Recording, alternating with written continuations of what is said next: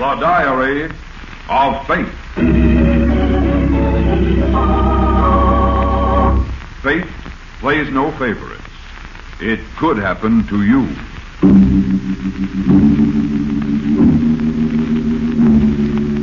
Book 97, page 854. In The Diary of Fate.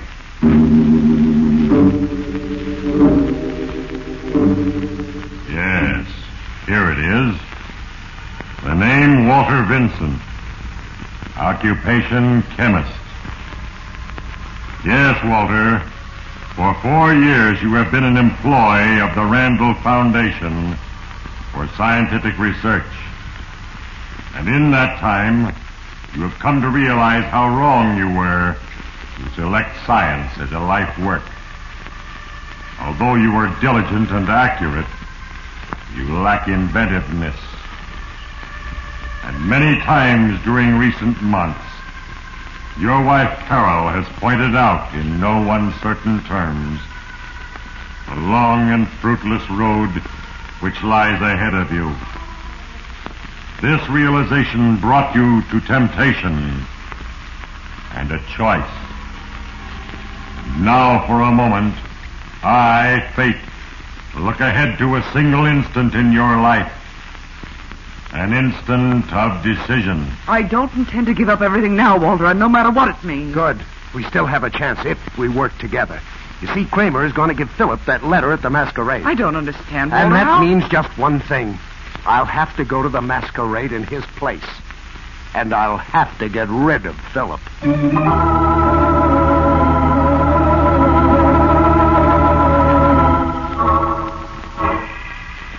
In that decision, Walter Vincent, you will find your goal and your destruction. Soon it will be time for a further entry under your name. When I have written, I will read from the record of Walter Vincent in the Diary of Fate.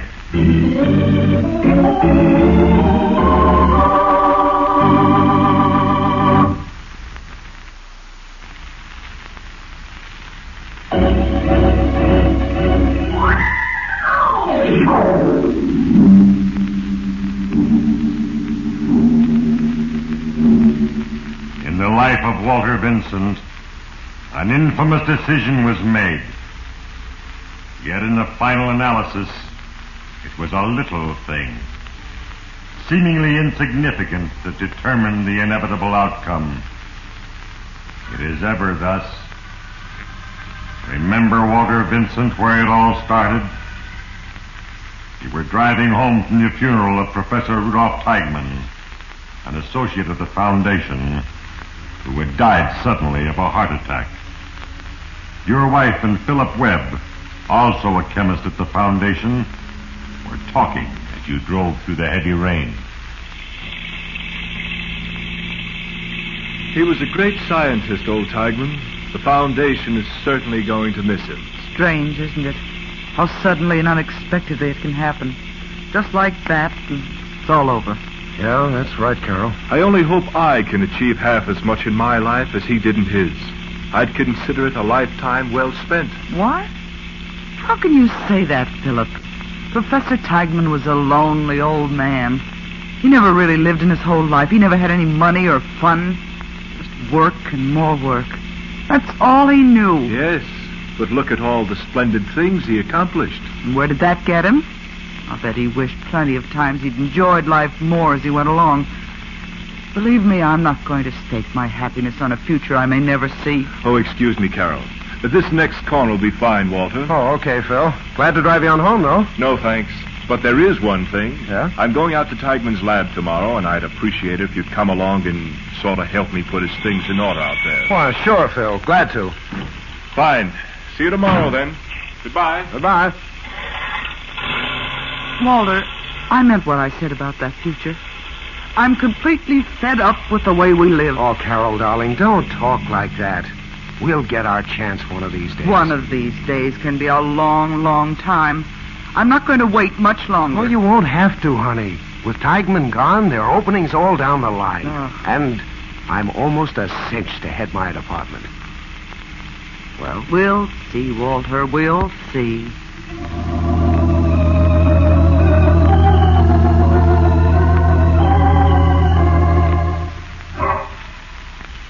Yes, Walter. The pressing impatience in Carol's heart is like a whip to your ambition, because you do anything to make her happy. But the next morning, when the promotions were announced, the one you expected went to Philip. It was a humiliating shock to you, and you knew how Carol would take it.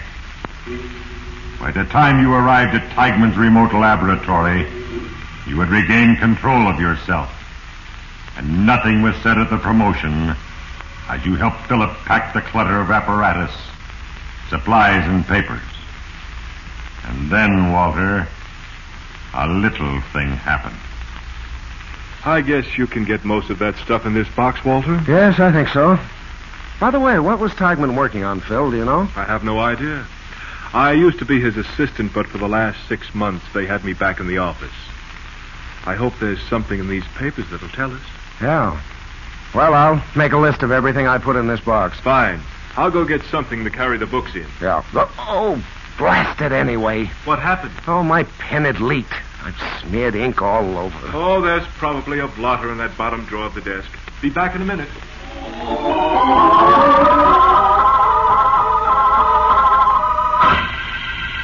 You opened the desk drawer, Walter, and as you searched for a blotter, your eyes fell on something else. Something destined to change your entire life. A notebook. At one glance, you realized what was in it. The results of the last 6 months of intense research by the great Teigman. A completely revolutionary method of cracking crude oil. You heard Philip returning, and quickly you slipped the notebook into your pocket and turned to face him. By the way, Phil, I haven't congratulated you on your promotion yet. I think it's great. Thanks, Walter. I appreciate that. It was between us, you know, and, well, I thought maybe you'd... I'd resent it? No, not me. You make a better executive than I anyway. I'd be lost out of the lab. Oh, thank you, Walter. I'm taking my vacation soon, and when I get back, let's get together, huh? Sure. Oh, by the way, what are you working on, Walter? Petroleum. Oh. Yes, and I think I may have something, too. Or don't say anything about it, Phil. You see, I'm not sure yet, but if I'm on the right track, it'll be big. Very big.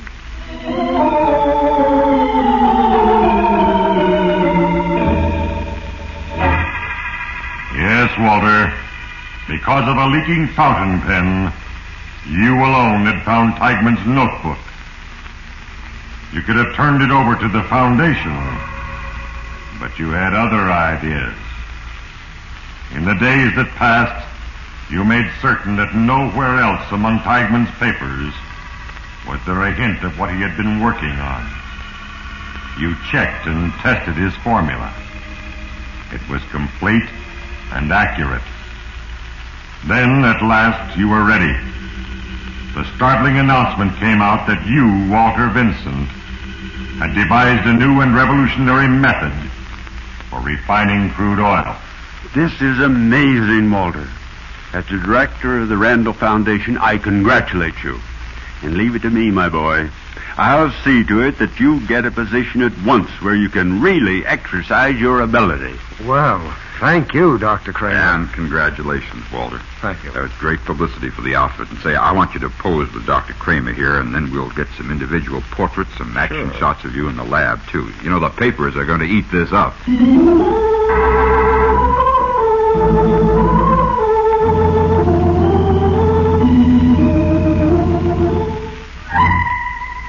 Yes. Just 3 short weeks after you had stolen Professor Teigman's notebook, Walter, your world was completely changed. You had a new job at more than double your old salary. You were known in scientific circles as a very promising young man. And Carol, of course, was delighted. But the change, Walter, had been brought about by your choice for evil. And already forces were gathering against you.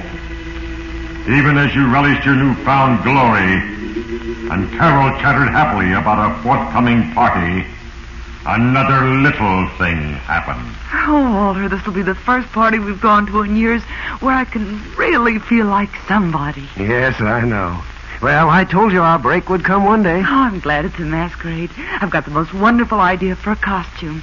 Marie Antoinette. Oh? But, well, it's going to be expensive. Oh, darling, I don't care if it is. We can afford it now, and if it'll make you happy, you... Oh, I'll get it, Carol. Hello? Walter Vincent speaking. This is Dr. Kramer, Walter. Do you know when Philip Webb is coming back from his vacation? Oh, the day after tomorrow, I think, Doctor. Oh, that's too bad. Why? What's the matter, Doctor? Well, I'm leaving town tonight, and I wanted to see him before I left. A very strange thing just happened, Walter. It was like getting a message from the grave. Oh, a message from the grave? What do you mean, Doctor? An envelope addressed to Philip just arrived. It was evidently lost in the mail. You see, it's from Professor Teichmann. It must be about the work he was doing when he died. Yes, Walter. A little thing. A misaddressed envelope. A letter lost in the mail now suddenly loomed up in your life as a huge stumbling block that would topple your whole world into ruin. You knew that somehow you had to get that letter or you were trapped. But you realized that the first thing you had to do was tell Carol. Tell her the whole thing. You had to know if you could depend on her. And that's the way it happened, Carol. That's the whole story. Well, don't just stand there. Say something. It's such a shock. I don't know what to say. You've got to get that letter, Walter. Some way you've got to get it. That's what I wanted you to say, Carol. I had to know if I could count on your help. I don't intend to give up everything now, Walter. No matter what it means. Good. We still have a chance, if we work together. You see, Kramer's going to give Philip that letter at the dance. I don't understand, And Walter. that means one thing. I'll have to go to the masquerade in his place. And I'll have to get rid of Philip.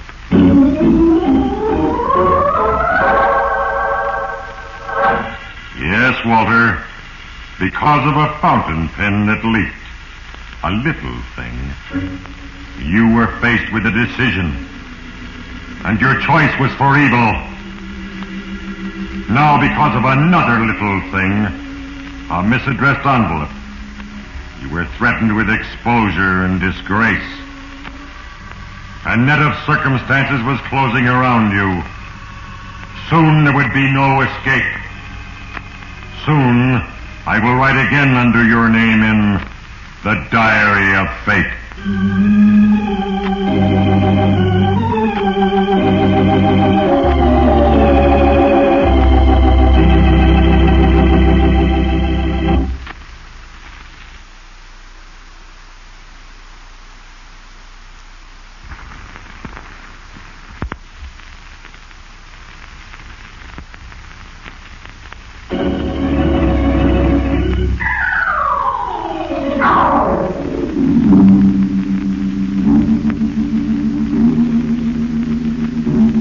It was 3 days later, 3 tense, worried days later, that you, Walter, finally added the last detail to your method of murder. Philip had returned from his vacation, and you had talked to him. Then you explained your scheme to Carol. Oh, Walter, I'm afraid. Are you sure there's no other way? Positive. I've looked for that letter every place I possibly could since Kramer's been gone. I can't find it. There's nothing else we can do. All right, Walter. Now listen, I've talked to Philip. He's going to the masquerade as Pinocchio. He's got a mask that covers the whole head, and it'll fit me. I told him today that I had to go to New York, so he thinks you're going to the dance with him. I want to be sure a lot of people know that. Oh, that'll be easy. Then what? Saturday evening, I'll get on the train here and get off when it stops at Maplewood. You meet me there with the car. And bring you back here. Yes. Then I'll take care of Philip. We'll go to the dance, get the letter from Kramer, and leave.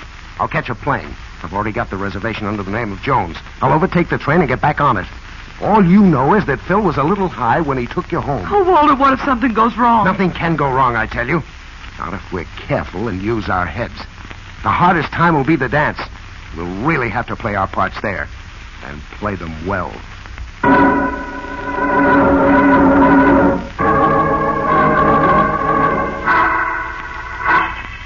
Yes, Walter.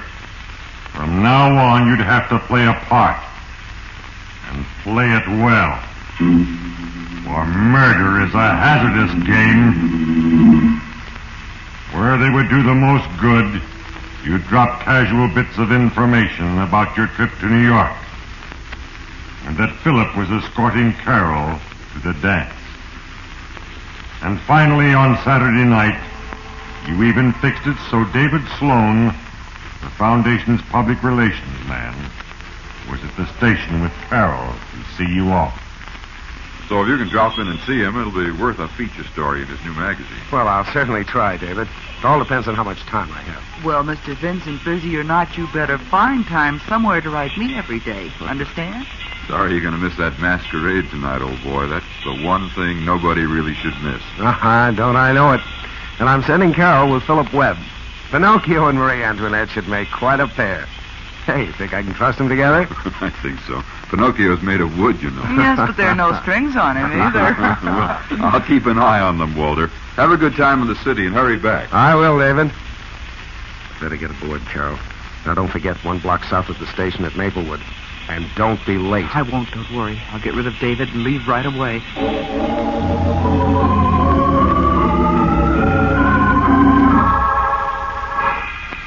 As the train traveled a few miles to Maplewood, you talked with the porter about your compartment, tipped him lavishly, spoke to the conductor, and made certain that several of the passengers were aware of your presence and would remember you. Then, as the train pulled to a stop in Maplewood, you stepped off quickly, quietly, melted into the crowd. And a few minutes later, you were with Carol in your car, speeding back the way you had come. Better slow down a little, Carol. We have to hurry, Walter. Slow down, I said. All we need right now is to be picked up for speeding. That'd fix things fine. When we get to Phillips, shall I wait for you? No. Go on home, put on your costume. I'll pick you up in his car. All right. We're almost there. It's down on the next block. Okay, turn here and stop. I'll walk the rest of the way.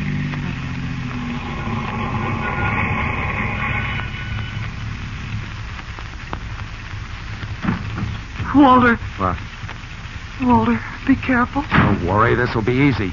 The tough part's going to be that dance afterwards, and don't forget that for a minute.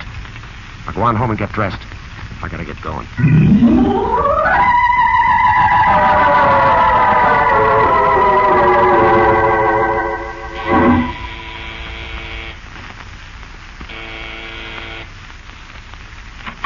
What is... Why, Walter, I thought you were on your way to New York. Well, I'm supposed to be.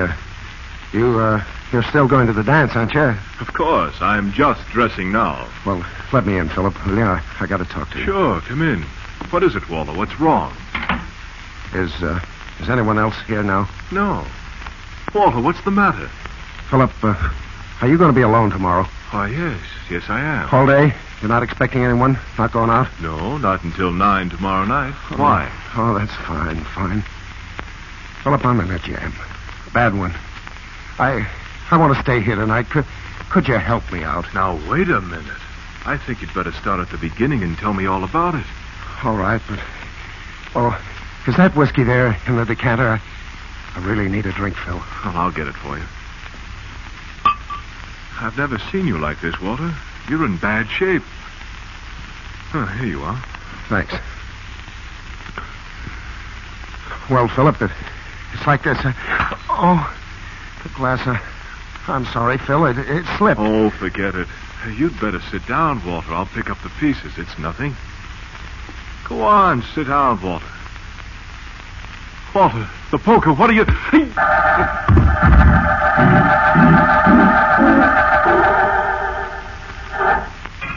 Yes, Walter. Killing Philip was simple. For a moment you stared down at him, lying dead in front of his fireplace. Then you moved quickly. You took his keys from his pocket, set his watch ahead to midnight, and smashed the crystal. Arranged the room to look as if he had fallen, and struck his head while replacing a light bulb in the chandelier.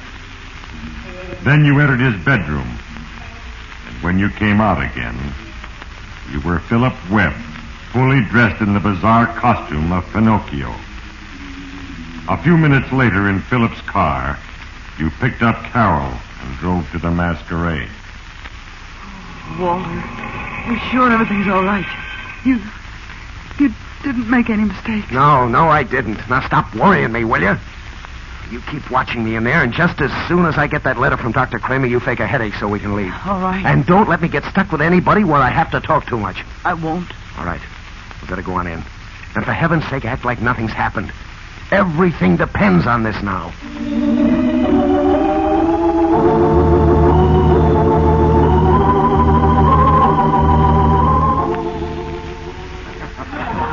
Well, I'll be. Pinocchio, you old rascal. Get-up's terrific. Oh, you like it? Phil, that's a wonderful costume. I got to get a picture of that one. What a head and what a face. I told him it was going to be the best in the place. That's great, Carol. It really is. Say, you're rather pretty good yourself, Marie Antoinette. Thank you. It's sure too bad old Walter had to miss this party. We're really going to have a time tonight.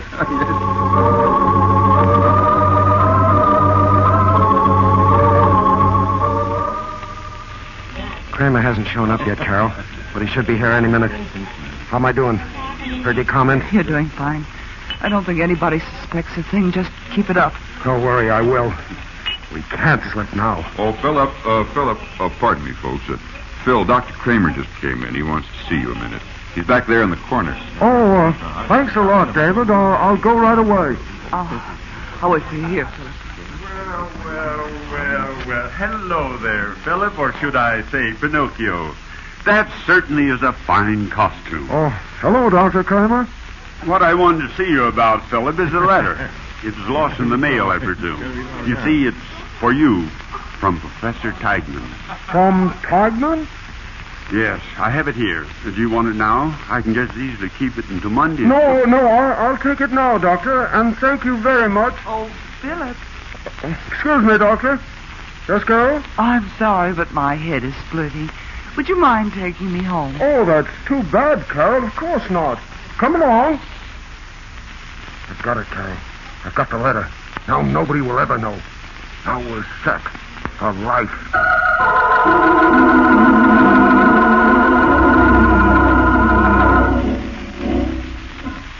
Yes, Walter, it was all over now. You had the letter. The perfect alibi for murder. All you had to do was leave the dance, get back on the train, and you were safe. But take heed, you who listen, lest you think fate unjust, a conspirator in evil. In a few moments I will write for the last time under the name Walter Vincent. When I have written, I will read from the diary of fate.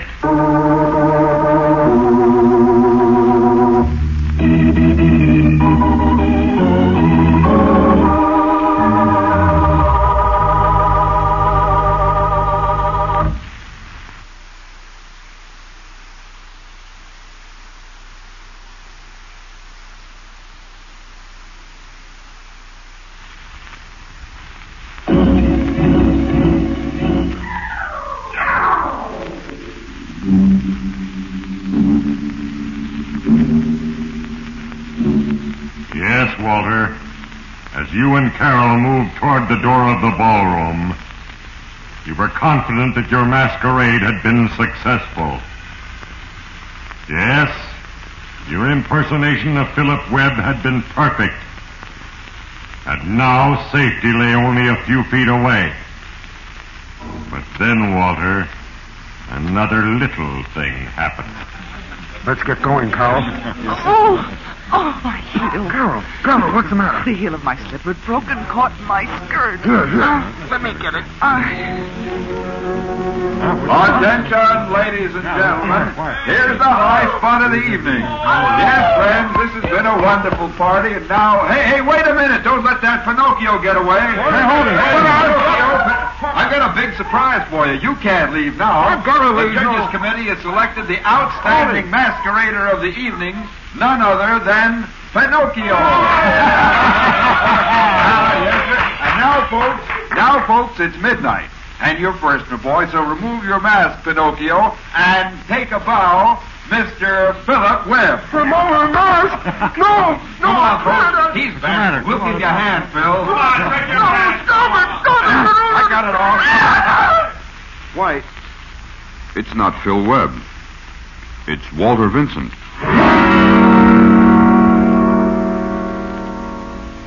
Yes, Walter. Your masquerade was perfect. So perfect that you won first prize and destroyed your own alibi. And now, as the seconds tick away inexorably toward the moment of your execution for murder, your wife Carol, for her part in the crime, sits alone in her prison cell, waiting hopelessly for an empty future. And now it is time to close the book. Another entry has been duly noted on the pages of eternity, and justice has been served. In the case of Walter Vincent, as in the cases of all mortals, I, fate, am but the instrument of a plan. And the countless little things that happen are the tools with which I work. Because of a fountain pen that leaked, this man, Walter Vincent, was given an opportunity, and he chose for evil. Then, because the heel of a slipper broke and delayed his escape for a few critical seconds, I, fate, brought him to justice. Ponder well the moral, you who listen, and remember, there is a page for you in the diary of fate.